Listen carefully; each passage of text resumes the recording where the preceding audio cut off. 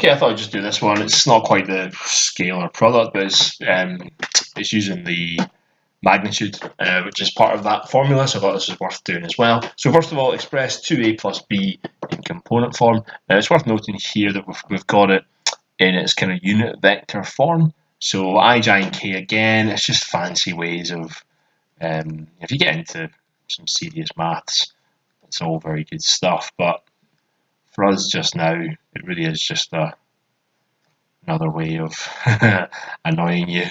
But yeah, I is effectively 1x, j is effectively 1y, and k is effectively 1z. So really it's just telling you what you know if you write it in a different way. Okay, so it's another way of writing it. I know a lot of mathematicians would be very upset with me, but that's the way. For you guys, just think about it like that. So yeah, 2a plus b. Well, first of all, what is a? Well, a is 4, -2, and 2. That's what that means. Yeah, you've got 4 x's, -2 y's, and 2 z's, and your b. Oops, sorry, the b dashed. We'll come to what that would mean later on. Not in vectors, just b, not b dash. B, so that'd be -2 I j, and then we've got a p because we don't know what that is. Note, if there was no j, for example, that would be a 0 in there. You wouldn't just say 4, 2, it'd be 4, 0, 2. So if there was it might just say 4i, 2k, put a 0 in there, so watch out for that. So yeah, that's us turned it from its kind of its unit vector form into component form. And we need to do 2a plus b though, so let's do 2a then. So 2a, I'm going to put it below here, that makes more sense to me, just to keep it nice and neat. It would be 8, -4, and 4. There's 2a. And b just as it is. So if I do 2a plus b, which will just be, if I won't write it, that's a bit messy. I'll do a separate line. So if I do 2a, and again, do try and keep your working as neat as possible. It'll help you check it. It'll help the markers give you what you deserve. There's 2a.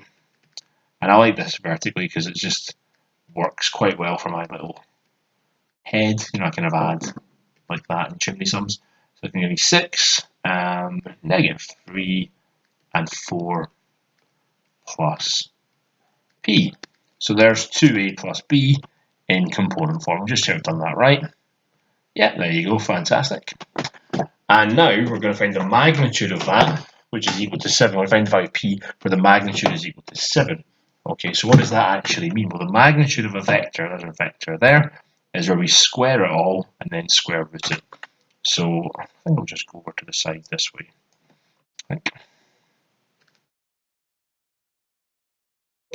So for part B, the magnitude of 2a plus b is going to be equal to the square root of 6 squared plus -3 squared plus 4 plus p squared.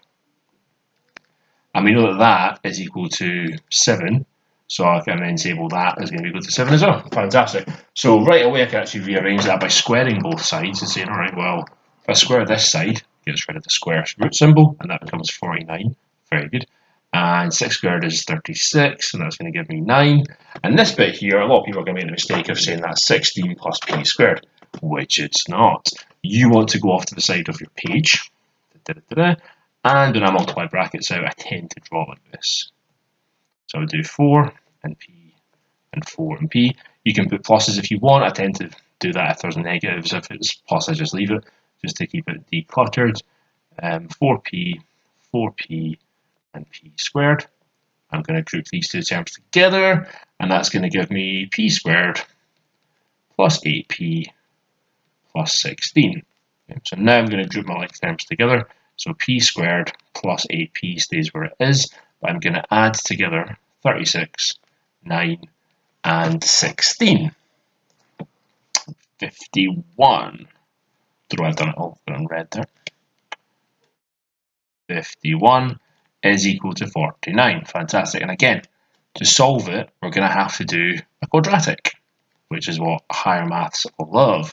And to do that, I'm going to take away, get everything onto one side, put it equal to 0. So I'm going to take away 49 from both sides. So I'm going to be left with a 2. Oh, whoops, sorry. 61, not 51. I was getting late. 61. There we go. People screaming at the thing. And I'll take away 49 from that. So that's going to give me 12. Sorry about that. But that's fine. And again, just sense check as you go through. You're going to make little mistakes. Don't worry about it. And again, add to that, can multiply to that. So I'm thinking 6 and 2. Looks pretty good to me. So p plus 6, p plus 2. And then to solve that, that'll be p is equal to negative 6 and p is equal to negative 2. And we'll just double check our answer and read the question. Yep, that was good to me. Very good. So that question there, I liked because it discussed a little bit more of the terminology, about our component form, which is the vertical form of the vector, and our unit vectors with the I, j, and k. I liked it because we also were discussing a wee bit more about the magnitude, which we haven't done yet, which does come into the scalar product. And again, we're seeing that our algebra and our quadratics and rearranging is a really big part of the missing terms. So don't be stressed out. Don't be stressed out when you get to this kind of line. That's if you didn't do the square root to begin with, you could have squared it after here, whatever. But definitely get your working laid out and don't lose marks with multiplying your bracket wrong. Take your time, and really you need to be knowing how to factorize, a really big part of this. So if you're not sure about that, practice some factorizing, get your Nat 5 textbook out. You're always taking a common factor, and then it's a trinomial or difference of two squares. Okay. We do a lot more of that in another topic anyway, so we do go over it a lot.